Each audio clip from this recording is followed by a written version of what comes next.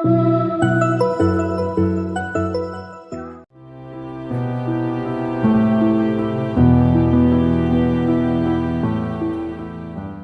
नाम की स्तुति और महिमा हो। हम पिछली बार से विशेष करके जो प्रार्थना के इस महत्व को अलग अलग रीति से देख रहे थे। यदि कहा जाए तो कोई किसी के मन में ऐसे भी हो सकता है, विषय क्या है ब्रदर, कौन से विषय की ओर लेके हमें जा रहे हैं, लेकिन ये सारी बातें सीखने के पीछे यही है, हम कितना महत्व प्रार्थना में दे सकते हैं। इसके लिए ही मैंने सारे क्षेत्रों से होकर के ले जाने की कोशिश किया है। और हम सब जानते हैं पवित्र शास्त्र का शुरू से लगा करके अंत तक में प्रार्थना से भरा हुआ है।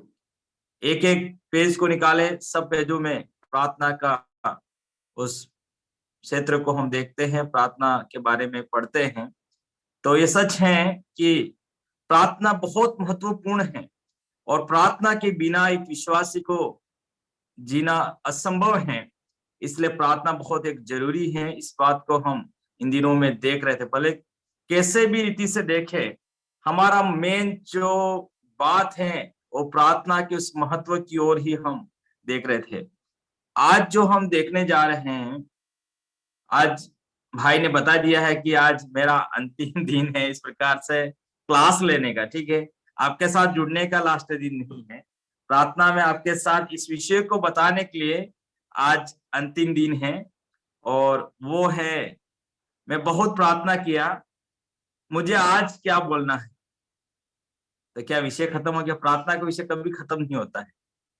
प्रार्थना कितना भी बताया जाए उसके बारे में हमारे शब्दों से कम ही है। फिर भी मैंने बड़े प्रार्थना पूर्वक, बड़े निर्णय प्रभु ने मुझे जो सौंप दिया है आज के दिन के लिए, मुझे लगता है मेरे जीवन को इस बातों ने परिवर्तन लेके आए हैं और ये आज आपके जीवन में भी परिवर्तन जरूर लेके आएंगे। बहुत कुछ बताने के लिए हैं, लेकिन मैंने केवल 5 बातें फिर भी आज वही मैंने, क्योंकि शुरुआत से कहा था 7 दिनों में 7 बातें और एक दिन में उस 7 में से 5, मतलब हम 35 लगभग बातों को आज तक हम सीख लेंगे। तो कितने सौभाग्य होगा कि हमने कल प्रार्थना के रूप के बारे में देखे थे। और जब प्रार्थना रूप देखे तो व्यक्तिगत रीति से, पारिवारिक रूप से, कलीसिया के रूप में देखा, सुसमाचार के प्रचारों को मिलकर के प्रार्थना करना है, कलीसिया के अगुओं को मिलकर के भी प्रार्थना करना है। कुछ बहनें जो सुन रही है, तो क्या हमारा प्रार्थना मीटिंग हमारा क्या कुछ नहीं है? आप प्रार्थना कीजिए, क्योंकि कलीसिया में इस प्रकार से जो प्रार्थना करने के लिए, जो लीडिंग की प्रार्थना करने के लिए बहन लोगों को रोक लगी हुई है, जो ब्रदर कलीसिया ने नहीं लगाई है। ये पवित्र शास्त्र के वचन का नियम कि सार्वजनिक रूप से पब्लिकली प्रार्थना जो लीडिंग करते हुए करने के लिए उनको अनुमति नहीं है, परंतु व्यक्तिगत रीति से प्रार्थना कर सकते हैं, परिवार में प्रार्थना कर सकते हैं, बहनें मिलकर के प्रार्थना कर सकते हैं, वो बात सत्य है। आज जो हम देखने जा रहे हैं, प्रार्थना का प्रभाव, प्रार्थना के प्रभाव से क्या होता है, इस बातों को हम देखेंगे।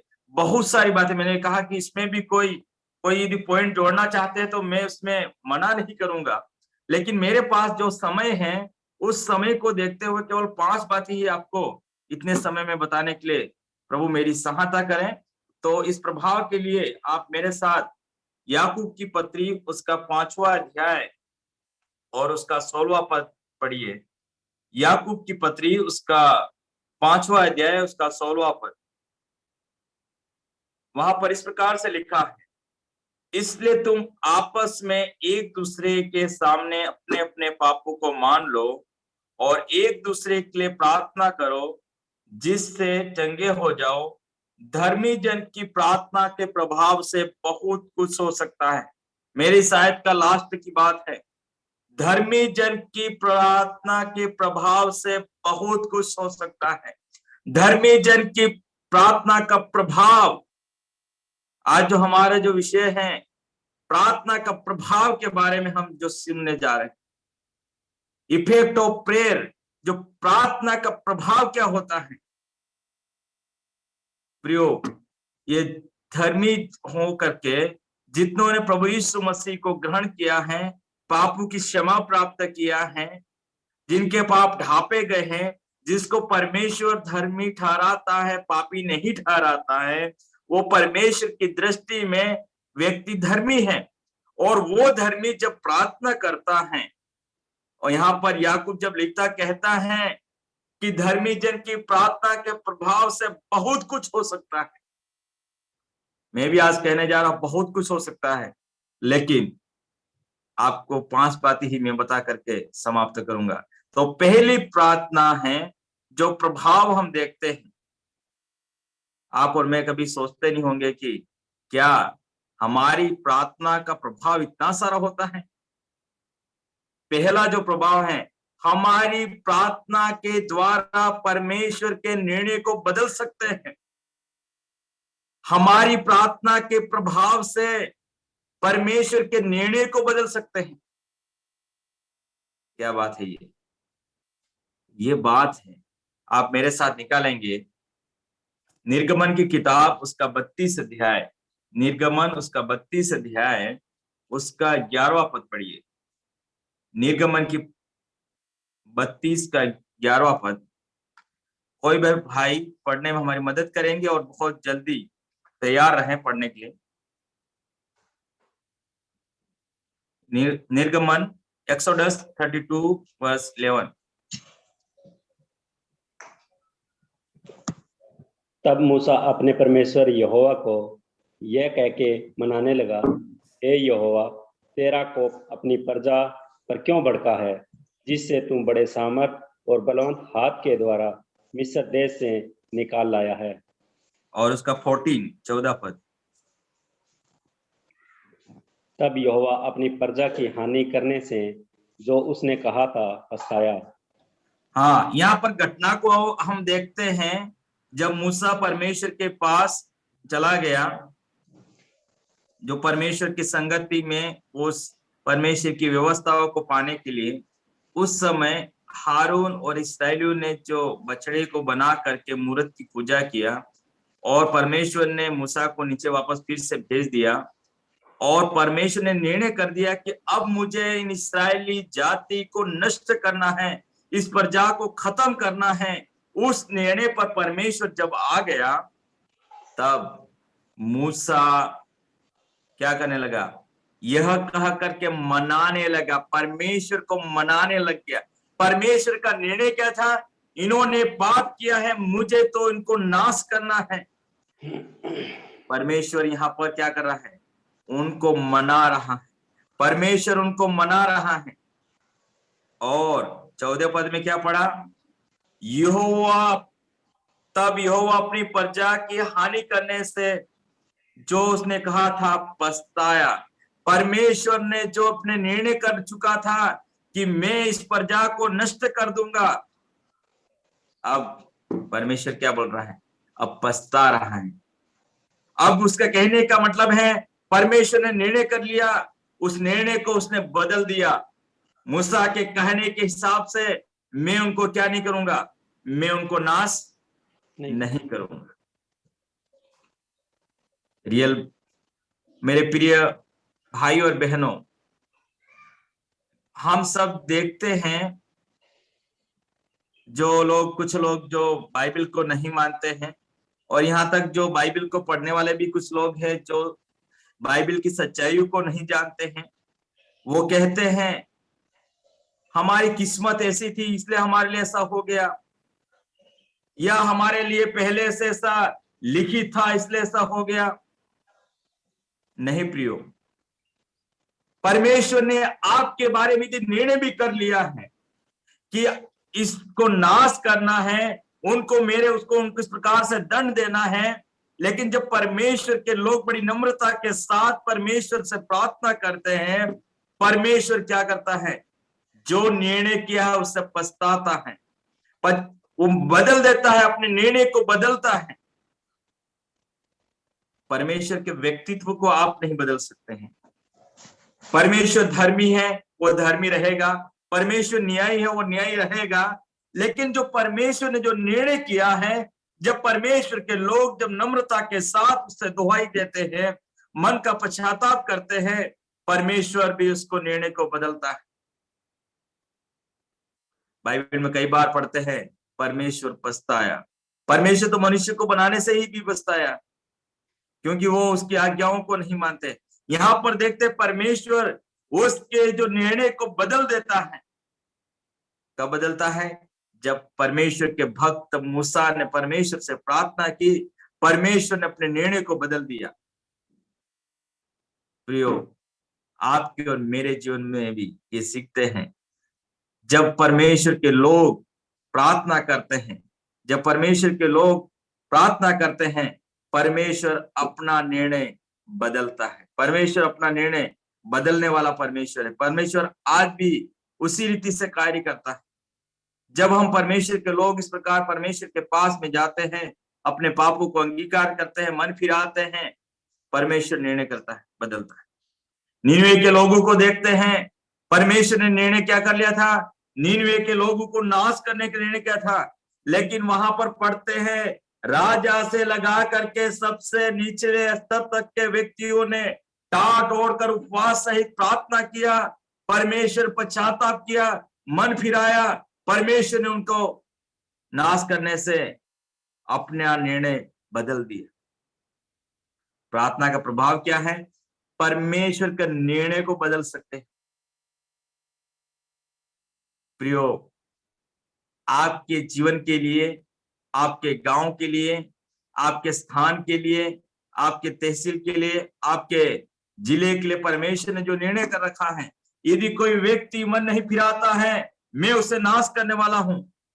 लेकिन यदि आप उस, जैसे हमने पहले देखा था, परमेश्वर ढूंढ रहा प्रार्थना करने वालों को, परमेश्वर ढूंढ रहा प्रार्थना करने वालों को, कौन नाके पर खड़ा हो जाए। आप प्रार्थना के द्वारा एक सहायता करते हैं, प्रार्थना के द्वारा आप दूसरे को मदद करते हैं। हम दूसरा कुरिन्थी में वो पढ़ते हैं। प्रियो, आपके और मेरे जीवन में भी परमेश्वर के निर्णय को बदलने के लिए प्रार्थना की एक बड़ी आवश्यकता है। अब हम दूसरी बात देखते हैं, प्रार्थना के द्वारा विश्वासियों की दृष्टि को बदल देते हैं। प्रार्थना विश्वासियों की जो दृष्टि को बदलता है, नजरिए को बदलता है। हम पढ़ेंगे दूसरा राजा और उसका 6वां अध्याय, दूसरा राजा उसका 6वां अध्याय 17 और 18 पद। दूसरा राजा उसका 6वां अध्याय उसका 17 और 18 पद।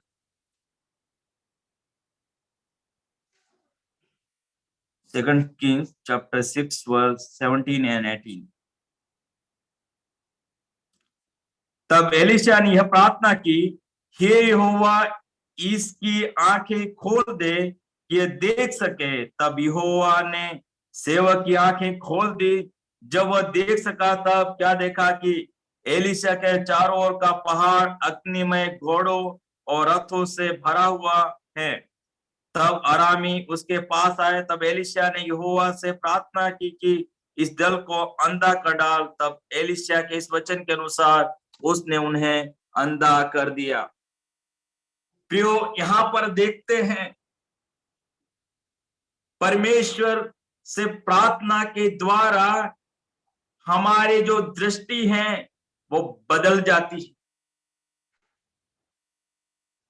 हमारा जो नजरिया है वो बदल जाता है। यहां पर देखते हैं, जब हम आगे से पढ़ते तब देखते हैं 15वें पद में, भोर को परमेश्वर का भक्त का टहलुआ उठा और निकलकर क्या देखता है कि घोड़ों रथों समेत एक दल को घेरे हुए पड़े देखता है। उसने जब उठा करके सुबह उठ करके देखा, उसने क्या देखा कि चारों तरफ देखते हैं घोड़े हैं, सेना है और हमको घेरे हुए हैं। उसकी दृष्टि क्या थी? संसारिक दृष्टि थी। संसार के चीजों को देख करके वो डर रहा था। प्रियो, आज भी हम ऐसा देखते हैं। भोर को उठ करके देखते हैं, हमारे समस्याओं से भरा हुआ संसार को देखते हैं। संसार में इतनी सारी समस्या ही समस्या समस्या ही समस्या है। आज कैसे हमारे जीवन को यापन करेंगे, आज कैसे हम चल पाएंगे, हमारे कितने शत्रु हैं, कितने आज हमें परेशान करने के लिए तैयार हैं। सारी बातों को जब हम देख लेते हैं, हम क्या हो जाते हैं, हम घबरा जाते हैं। एलीशा के सेवक के समान आपका और मेरा जीवन थरथराने लगता है और वो कहने लगा, हाय मेरे स्वामी, हम क्या करें। आपके और मेरे जीवन में भी यही आता है। हम कभी कभार इस सेवक का दोष लगा सकते हैं, इतना क्यों घबरा गया। यदि आपके पास भी यही समस्या आ जाए, जब आंख उठा करके देखा कि घोड़े हैं, सैनिक हैं और अब हमें कोई सहारा नहीं है, हमें तो मार ही डालेंगे, हमारे बचने का कोई रास्ता नहीं है, लेकिन उसकी जो दृष्टि थी दुनिया के इन चीजों को लेकर के भी थी। प्रियो, हमारे भी दिन उगते ही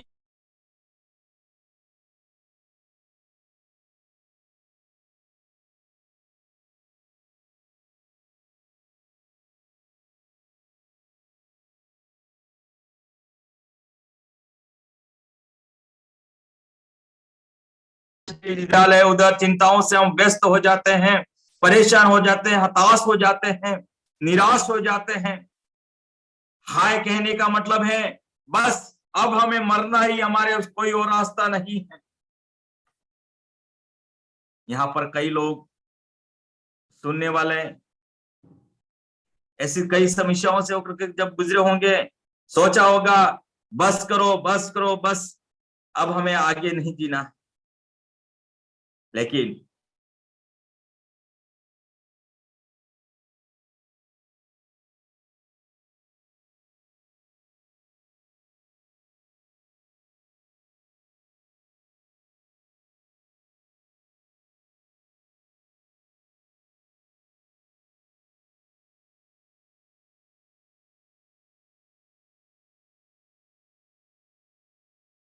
घड़ी परमेश्वर जो हमसे चाहता है कि हमारे सबके उस आंखों की दृष्टि को खोलने के लिए प्रार्थना करने की आवश्यकता है।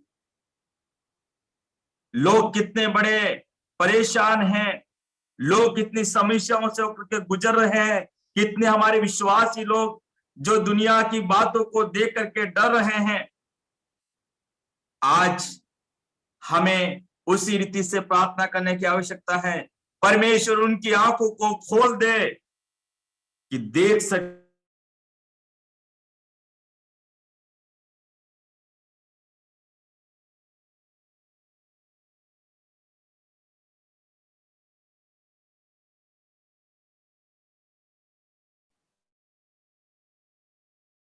ये देखने पाए कि में घोड़ों और रथों से भरा हुआ था।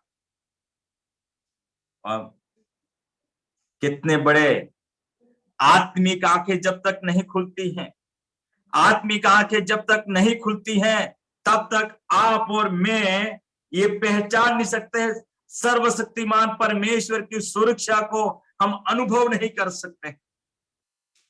इसलिए मेरे प्रिय भाइयों और बहनों, हमें जो जरूरत है, हमें जो आवश्यकता है, वो कौन सी आवश्यकता है?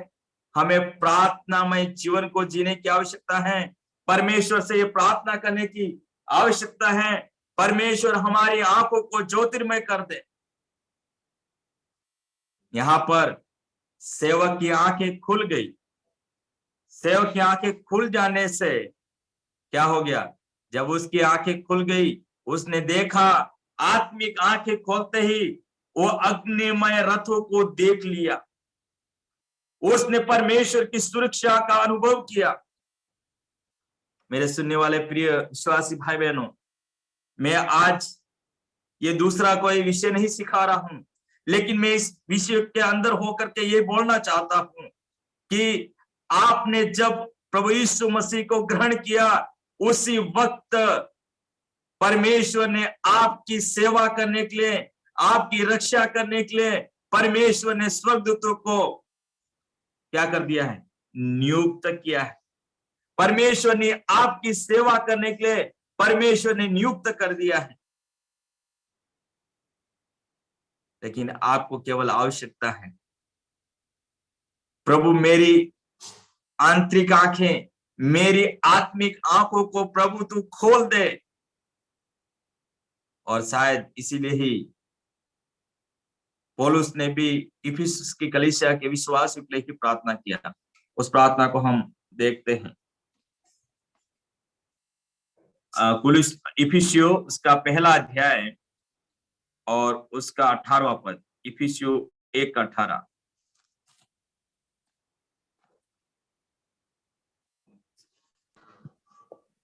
और तुम्हारे मन की आंखें ज्योतिमय हो कि तुम जान लो कि उसकी बुलाहट की आशा क्या है और पवित्र लोगों में उसकी मिरास की महिमा का धन कैसा है।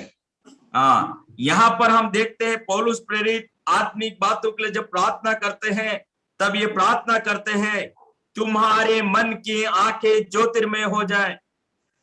प्रियो, बाइबल में हम कई बार देखते हैं आंखों को खोलते हुए। परमेश्वर ने सबसे पहले हाजिरा की आंखों को खोल दिया, तब परमेश्वर के प्रबंध को वो समझ पाई। जब तक उसकी आंखें नहीं खुली तब तक क्या नहीं देख पाई थी? वहां के कुओं को नहीं देखा था। वो सोच रही थी अपने बेटे को छोड़ दिया, अब बेटा भी मर जाएगा, मैं भी मर जाऊंगी, मुझे इस मृत्यु को नहीं देखना है। लेकिन जब परमेश्वर ने उसकी आंखों को खोल दिया तब वो देखने पाई।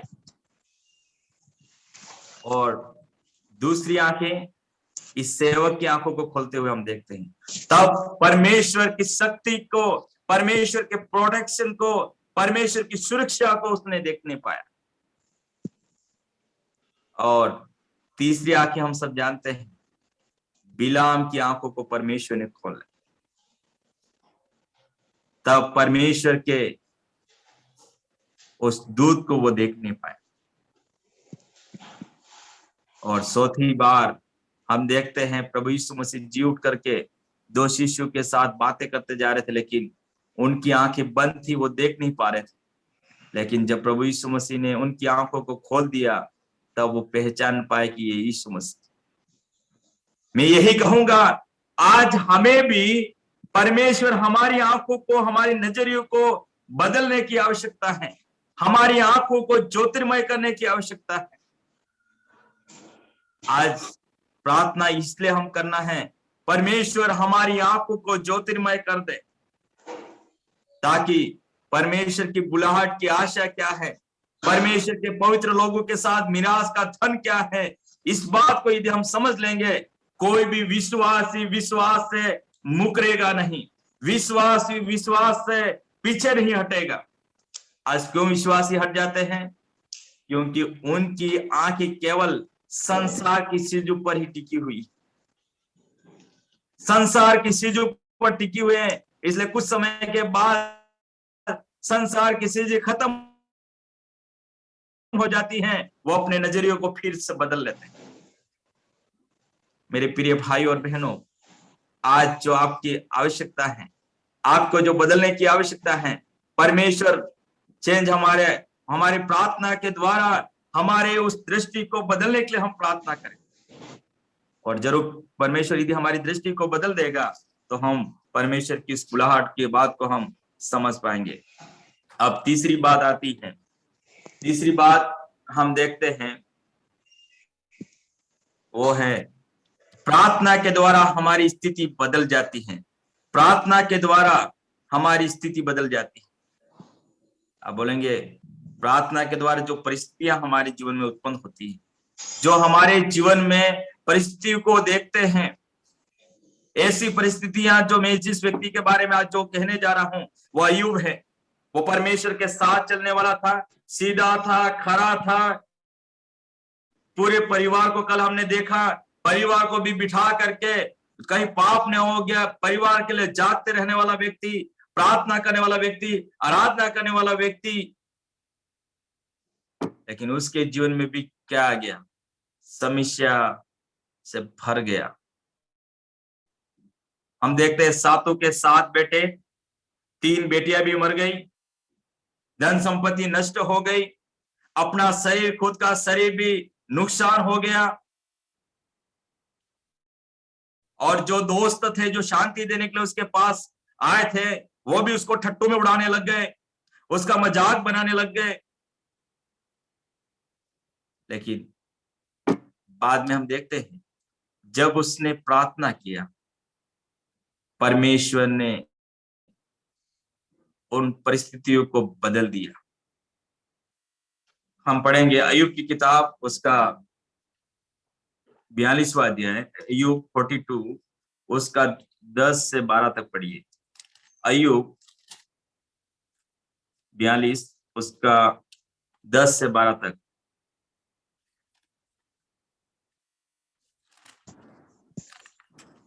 जब अय्यूब ने अपने मित्रों के लिए प्रार्थना की, तब यहोवा ने उसका सारा दुख दूर किया, और जितना अय्यूब के पास था उसका दोगुना यहोवा ने उसे दिया। तब उसके सब भाई और सब बहनें और जितने पहले उसको जानते पहचानते थे, उन सबों ने आकर उससे कहा, यहाँ उसके संग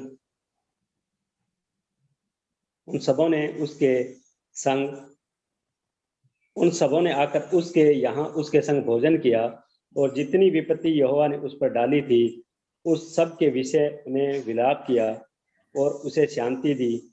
उसे एक एक सिक्का सोने की और एक एक बाली दी। यहोवा ने अय्यूब के बाद के दिनों से पहले के दिनों से अधिक आशीष दी, और उसके 14,000 भेड़ बकरियां, 6,000 ऊंट, 1,000 जोड़ी बैल, 1,000 गधियां हो गई। उसके 7 ओके, बेटे। बस ठीक है। तो हम यहाँ पर देखते हैं, आप जब आगे पढ़ते हैं, इसने क्या कर दिया? प्रार्थना करने के द्वारा, यदि अय्यूब सोचता कि मुझे प्रार्थना नहीं करनी है, परमेश्वर ने उन जो उसके जो मित्र थे जो अब उसको ठट्टों में उड़ाते थे, उनसे कहा गया कि तुम ले करके जाओ और मुझे मेरे लिए बलिदान चढ़ाओ।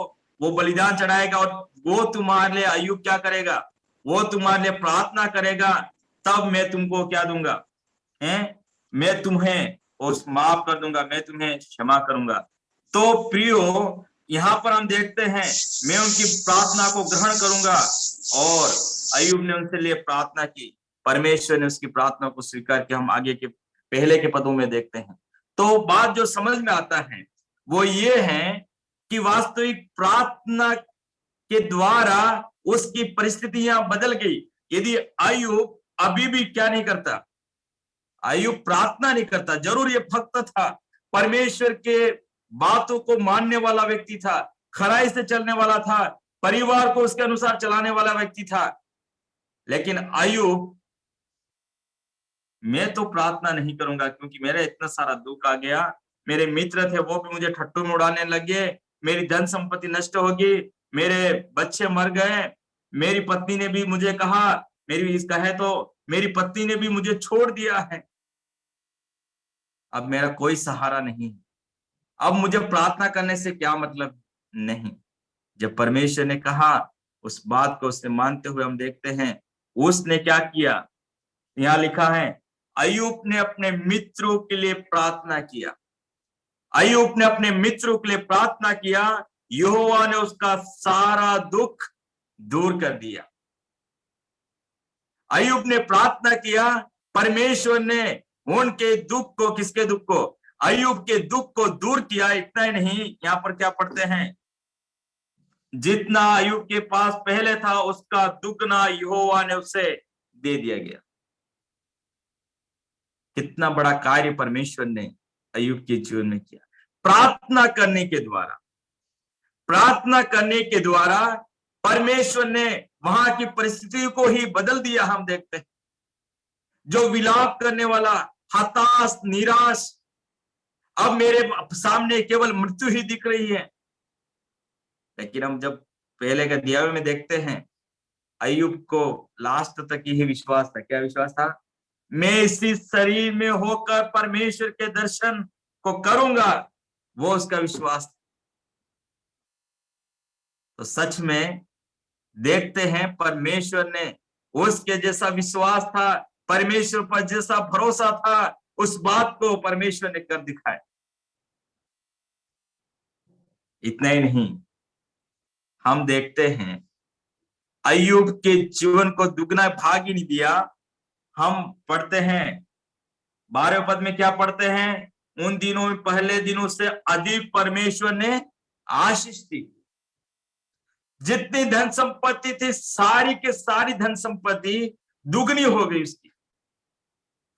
जो उसके मित्र उसके पास नहीं आते थे, जो उसके भाई बहन उसके पास में नहीं आते थे, उनके जान पहचान वाले उनके पास नहीं आते थे, उनके साथ भोजन नहीं करते थे, अब क्या देखते हैं? सब लोग उसका भोजन करने के लिए उसके पास भी आए हैं, और उसके पास उसको दान देने के लिए कोई नहीं था। आज सब लोग उसको दान भी दे रहे। केवल केवल एक ही बात, प्रार्थना परिस्थिति को बदलता है। आप सोच रहे होंगे मेरे साथ कोई भी खड़ा नहीं, मेरे साथ कोई खड़ा नहीं है, मेरा सहयोग करने के लिए कोई तैयार नहीं है, ऐसी परिस्थिति में सबने मुझे छोड़ दिया है। उस घड़ी में आप प्रार्थना करके तो देखिए, आपके मन में जो भरा है, आपके मन में भरी हुई दुश्मनी को दूर करना है। क्योंकि अय्यूब को भी दुश्मनी कैसे आगे होगी? ये मेरे मित्र थे, ये मित्रों ने मुझे ऐसे परिस्थितियों में मेरे साथ मुझे ठट्टू में उड़ाया। लेकिन अब समय आने पर क्या देखते हैं? जब उसने प्रार्थना किया, परमेश्वर ने क्या कर दिया? उसकी परिस्थितियों को बदल दिया। परमेश्वर ने परिस्थितियों को बदल दिया। परमेश्वर आज भी हमारी परिस्थिति को बदलने वाला परमेश्वर। हम पढ़ते हैं मत्ती सुसमाचार 5वां अध्याय उसका 44 और 45वां पद। मत्ती 5 का 44 एंड 45। मत्ती 5 का 44 और 45। परंतु मैं तुमसे ये कहता हूं कि अपनी बेरियों से प्रेम रखो और अपने सताने वालों के लिए प्रार्थना करो, जिससे तुम अपने स्वर्गीय पिता की संतान ठहरोगे, क्योंकि वह भले और बुरे दोनों पर अपना सूर्य उदय करता है, धर्मी और धर्मी दोनों पर में बरसाता है। यहाँ पर हम देखते हैं, क्या देखते हैं यहाँ पर? बेरियों सताने वालों के लिए प्रार्थना करो, बेरियों से प्रेम रखो, सताने वालों के लिए प्रार्थना करो, और जिससे तुम अपने स्वर्गीय पिता की संतान ठहरोगे। मेरे प्रिय भाई और बहनों, जो परमेश्वर की संतान के आपको पहचान चाहिए, आप दुश्मनों के लिए प्रार्थना करने के लिए कहा गया है, बेरियों के लिए प्रार्थना करने के लिए, सताने वालों के लिए प्रार्थना करने के लिए कहा गया है। और जब प्रार्थना आप करते हैं, परमेश्वर क्या करता है? परमेश्वर बदल देता है परिस्थितियां। परिस्थितियों को बदल करके हमारी पहचान क्या बन जाती है? हम परमेश्वर की संतान, हम परमेश्वर की संतान हैं, ये हमारी पहचान परमेश्वर बना देता है। क्योंकि परमेश्वर की उस पहचान के लिए प्रभु का हम धन्यवाद करते हैं। इसलिए प्रियो, हमारी प्रार्थना का जो प्रभाव है, हम देखते हैं परिस्थितियों को परमेश्वर बदलता है। अब चौथी बात है, परमेश्वर हमारी प्रार्थना के प्रभाव से व्यक्तित्व को बदल देता है, उसके व्यक्तित्व को बदलता है। हम देखते हैं, हम पढ़ेंगे उत्पत्ति की किताब उसका 32 अध्याय 24 से 29 तक। उत्पत्ति 32 का 24 से 29।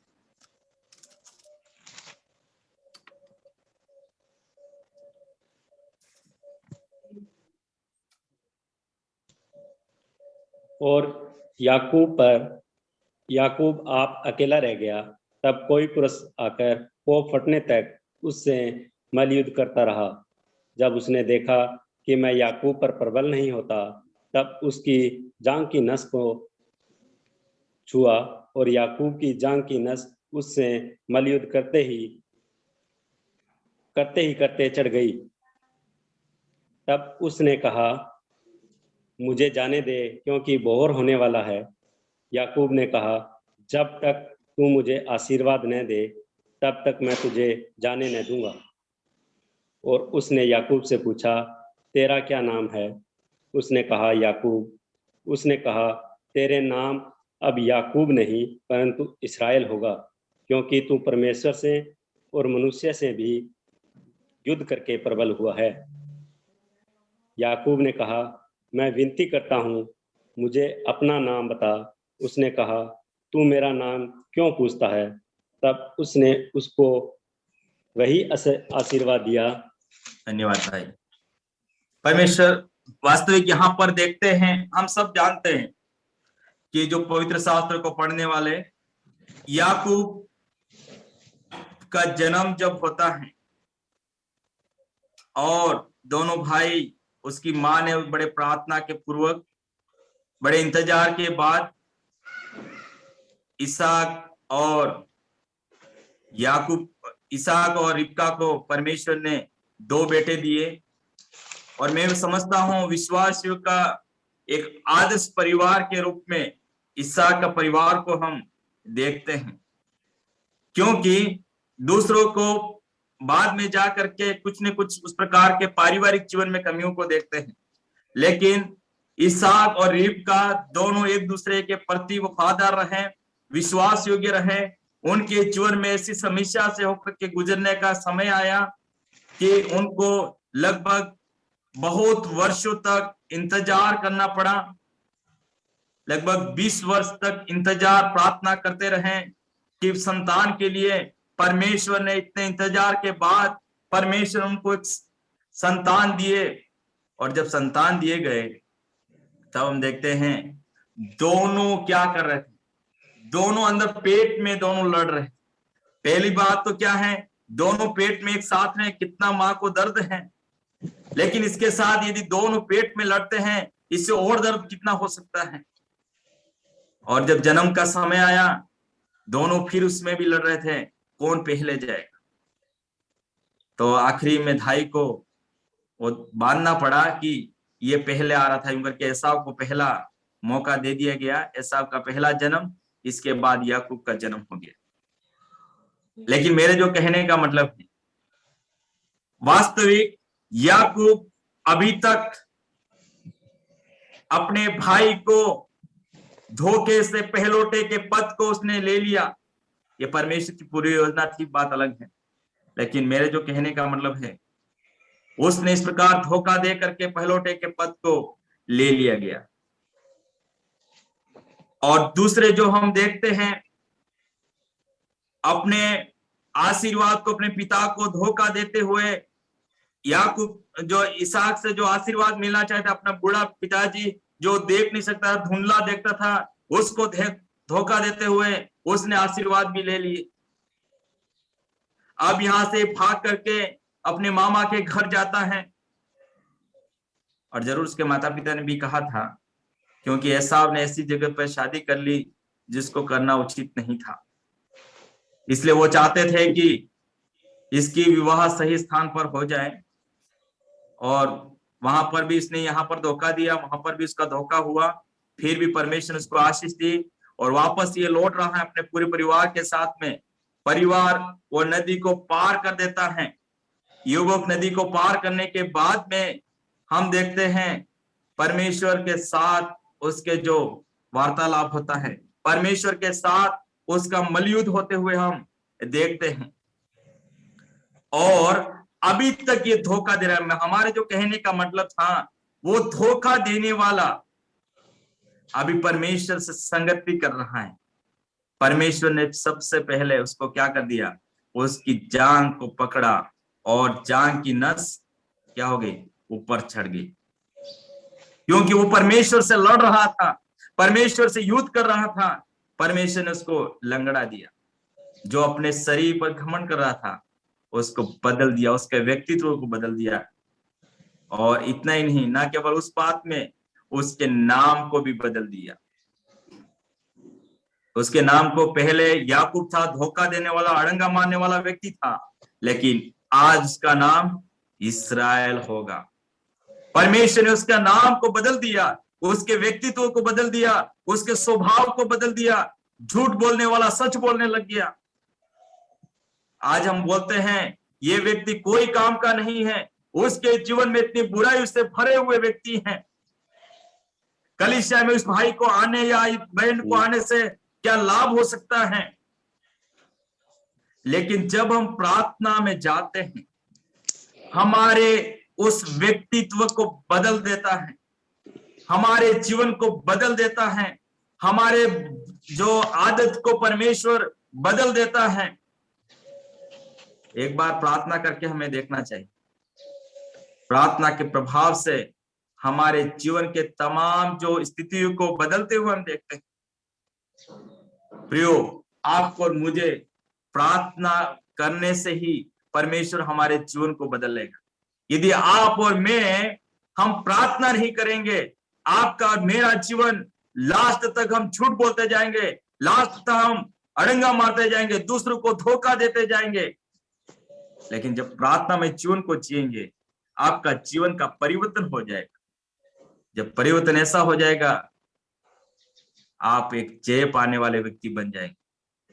आप बुराइयों के साथ में नहीं, लेकिन जैसे पहला ही होना और उसके दूसरे अध्याय में जैसे पढ़ते हैं, जवानों के बारे में कहा है उन्होंने जय पाई है। मेरे प्रिय भाई और बहनों, जो विश्वास में जो जवान बन जाते हैं वो क्या पाते हैं?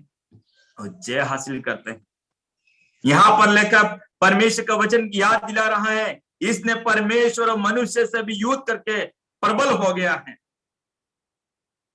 आपका और मेरी गवाही भी यही होगा।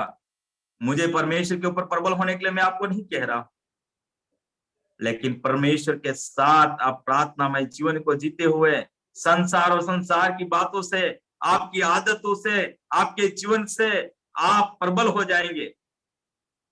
उसके ऊपर आप जीत हासिल कर लेंगे तो कितना अच्छा होगा। और इसलिए इसे बाद में पढ़ते हैं, उसने वही उसको आशीर्वाद दिया जो आशीर्वाद के योग्य नहीं था, लेकिन परमेश्वर ने उसको वहां पर आशीर्वाद दिया। आज मैं पहले ही कहा, परमेश्वर के हाथ को मरोड़ने की आवश्यकता नहीं है, लेकिन कुछ बातें परमेश्वर की इच्छा के से हमें प्रार्थना करने की आवश्यकता है। जब हम परमेश्वर से प्रार्थना करते हैं, परमेश्वर हमारे उस कार्य को बदलता है।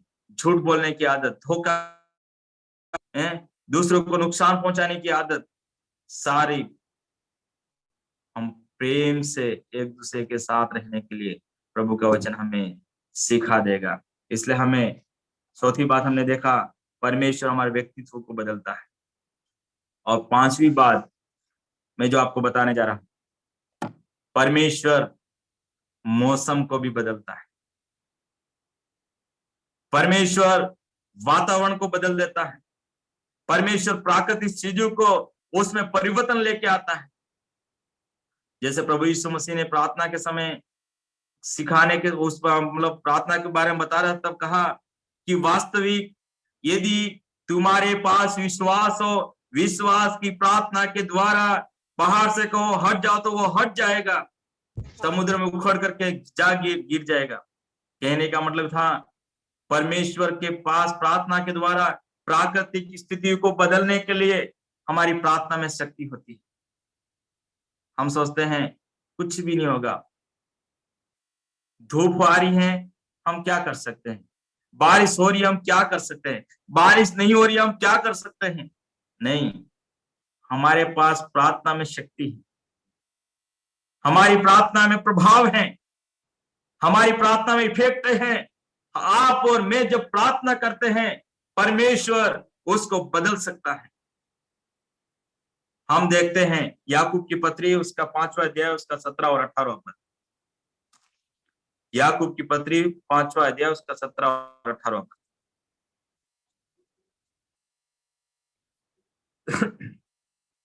एलिया भी तो हमारे समान दुख सुख भोगी मनुष्य था, और उसने गिड़गिड़ा कर प्रार्थना की कि मैं न बरसे, और 3.5 वर्ष तक भूमि पर मैं न बरसा।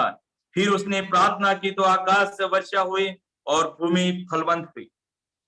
यहाँ पर हम देखते हैं लोगों के पाप के कारण, वास्तविक देखा जाए, परमेश्वर ने पहले क्या था, यदि तुम मुझे छोड़ करके मेरी आज्ञाओं को नहीं मानोगे, मैं इस पृथ्वी पर मेह को नहीं बरसाऊंगा। एलिया ने परमेश्वर के वचन के अनुसार क्या किया? प्रार्थना किया। परमेश्वर तेरे वचन में लिखा है, यदि तेरी आज्ञाओं को नहीं मानेंगे, इस प्रकार से तूने कहा है। और एलिया की प्रार्थना को परमेश्वर ने सुन लिया। एलिया की प्रार्थना को परमेश्वर ने सुन लिया। 3.5 वर्ष तक क्या नहीं हुआ? बारिश नहीं हुई। और एलिया बड़े हियाव के साथ अहाब राजा को कहा, हम पढ़ते हैं पहला राजा उसका 17वां अध्याय में, जहां पर बड़े हियाव के साथ में वो कह रहा है, पहला पद, 30वीं एलिया जो गिलाद के प्रदेश में से था, उसने अहाब से कहा, इस्राएल का परमेश्वर वह जिसके सन्मुख में मैं उपस्थित रहता हूँ, उसके जीवन की शपथ इन वर्षों में मेरे बिना कहे, न तो मैं बरसेगी न ओस पड़ेगी, न तो मैं बरसेगी न ओस पड़ेगी। उसने प्रार्थना किया, परमेश्वर ने इस काम को किया, और उसको अहाब राजा के सामने गवाही देने का मौका किया। और इसके बाद हम देखते हैं, जब उसने प्रार्थना किया, इससे 18वां अध्याय उसका 41 से लगाकर 46 तक पढ़ लेते हैं। वहां इस प्रकार लिखा है, फिर एलिया ने अहाब से कहा, उठकर खा पी, क्योंकि भारी वर्षा की सनसनाहट सुन पड़ती है। तब अहाब खाने पीने चला गया, और एलिया कर्मेल की चोटी पर चढ़ गया, और भूमि पर गिरकर अपना मुंह घुटनों के बीच किया, और उसने अपने सेवक से कहा, चढ़कर समुद्र की ओर दृष्टि करके देख। तब उसने चढ़कर देखा और लौटकर कहा, कुछ नहीं दिखता। एलिया ने फिर कहा, 7 बार जा। 7वीं बार उसने कहा, देख, समुद्र में से मनुष्य का हाथ सा एक छोटा सा बादल उठ रहा है। एलिया ने कहा, अहाब के पास जाकर कह, रथ जुतवा और नीचे जाकर ऐसा न हो कि तू वर्षा के कारण रुक जाए। थोड़ी देर में आकाश से वायु और उड़ाई गठाओं और आंधी से काला हो गया, और भारी वर्षा होने लग गई, और आप सवार होकर इजराइल को चला। तब यहोवा की शक्ति एलिया पर ऐसी हुई कि वह कमर बांध कर अहाब के आगे आगे इजराइल तक दौड़ता चला गया। यहाँ पर हम देखते हैं, एलिया ने कहा, क्या कहा? उठकर खा पी, भारी वर्षा की सनसनाहट मुझे सुनाई देती है। और इसके बाद वो कर्मेल की चोटी पर चढ़ जाता है, और वो प्रार्थना करता है। क्या प्रार्थना करता है? 7 बार प्रार्थना कर, एक तो पहाड़ पर चढ़ता है, और अपने पैर को उस पैरों के बीच में अपने सिर को डाल करके प्रार्थना करता है। बड़ी मेहनत की प्रार्थना करता है, और वो भी वचन को लेकर के ही है। यदि एक व्यक्ति मन को फिराते हैं, लोग पश्चाताप करते, यदि वो प्रार्थना करते हैं, परमेश्वर उनकी प्रार्थना को सुनता है प्रियो। और परमेश्वर मौसम के ऊपर नियंत्रण रखने वाला परमेश्वर मौसम को बदल देता है। जो खुशहाली को वहां पर अकाल में बदलता है, और अकाल को खुशहाली हरियाली में बदल देता है। सुकाल में बदलने वाला परमेश्वर। फिर वो आपके जीवन में कई प्रकार के अकाल होंगे, कई प्रकार की परेशानियां होगी, कई प्रकार की समस्या होगी, कई प्रकार के आपका जीवन तस नस हो रहा होगा। परमेश्वर आपकी प्रार्थना के द्वारा आपके जीवन में खुशहाली को लाने के लिए, आपके जीवन में हरियाली को लाने वाला परमेश्वर बदलता है प्रार्थना के द्वारा। परमेश्वर हमारी मौसम को चेंज कर देता है। उसी परमेश्वर के पास आप और मैं प्रियो आए। परमेश्वर का हम धन्यवाद करें। हमारी प्रार्थना के प्रभाव से परमेश्वर क्या क्या करता है। पहली बात हमने देख लिया, परमेश्वर के निर्णय को बदल देता है। फिर हमने देखा, विश्वासियों की नजरियों को परमेश्वर बदल देता है। तीसरा हमने देखा, हमारी स्थिति, हमारे दशा को परमेश्वर बदलता है प्रार्थना के द्वारा, और हमारे व्यक्तित्व को बदलता है। हमारे जीवन का बदलाहट हो जाती प्रार्थना के द्वारा। और पांचवी बात देखा, परमेश्वर प्रकृति के ऊपर अधिकार रखने वाला, उसको भी बदल देता है। आइए हम क्यों नहीं उस अनुग्रह के सिंहासन के पास हियाव बांध कर चले। हम उस पद को पढ़कर मैं समाप्त करूंगा। इब्रानियों की पत्री उसका 4वां अध्याय, इब्रानियों 4 उसका 16वां पद, इब्रानियों 4 का 16वां पद। इसलिए आओ हम अनुग्रह के सिंहासन के निकट हियाव बांध कर चले कि हम पर दया हो और वह अनुग्रह पाए जो आवश्यकता के समय हमारी सहायता करे। हमें अनुग्रह के सिंहासन के पास एक आह्वान मिला है, इसलिए आओ। प्रियो, आज आप ऐसे, आपके पास परमेश्वर बदलने के लिए तैयार हैं। आह्वान क्या मिला? इसलिए आओ हम अनुग्रह के सिंहासन के पास हियाव बांध कर चले कि आवश्यकता के समय हमारी सहायता करेगा। हमारी जो भी जरूरत हो परमेश्वर उसको करने के लिए तैयार है। आपको अनुग्रह के सिंहासन के पास में आना है, प्रार्थना करना है, परमेश्वर जरूर कार्य करेगा। धन्यवाद देता हूं कि आप लोगों ने 7 दिन बैठकर समय निकालकर परमेश्वर के वचन को सुना है। आपको कहां तक समझ में आया आपको ही पता है। और मैं तो यही कहूंगा, वचन के हिसाब से जो मुझे काम करना था इतना भी मैं नहीं कर पाया, जितना आपको सिखाना चाहिए था इतना भी नहीं सिखा पाया हूं। लेकिन एक बात सत्य है, परमेश्वर इन जितना सिखा है उसके द्वारा मेरे जीवन को बदलेगा, आपके जीवन को बदलेगा। और एक दिन हम प्रभु के सन्मुख में एक प्रार्थना करने का निर्णय ले सकते हैं। आज 7 दिनों में जो आपने सीखा है, एक जरूर आप निर्णय लेकर के परमेश्वर से प्रार्थना करने वाले व्यक्ति होने के लिए प्रभु आपकी और मेरी सहायता करें। मैं धन्यवाद देता हूँ खाजू वाले कलीसिया के लिए, भाई विजेंद्र सिंह के लिए और उनके परिवार के लिए, जिन्होंने मुझे ऐसे वचन की सेवा देने के लिए मौका दिया। और मैं भाई अमृतपाल के लिए भी धन्यवाद देता हूं। उन्होंने भी बड़ी मेहनत करके न केवल इसमें लेकिन साथ साथ में यूट्यूब में भी उसके प्रसारण को आपने तैयार किया और अलग अलग जगहों पे आपने उसका भेजने का भी कष्ट किया है। तो इस वचन की सेवा न केवल खाजूवाला कलीसिया के लिए, न केवल यहाँ पर सुनने वालों के लिए, लेकिन अलग अलग स्थानों में ये पहुंच गई हैं। तो इस प्रार्थना के प्रभाव से प्रार्थना के महत्व को लोग समझते हुए अपने जीवन को जीने के लिए प्रभु सहायता करें। आप सबका फिर से एक बार धन्यवाद।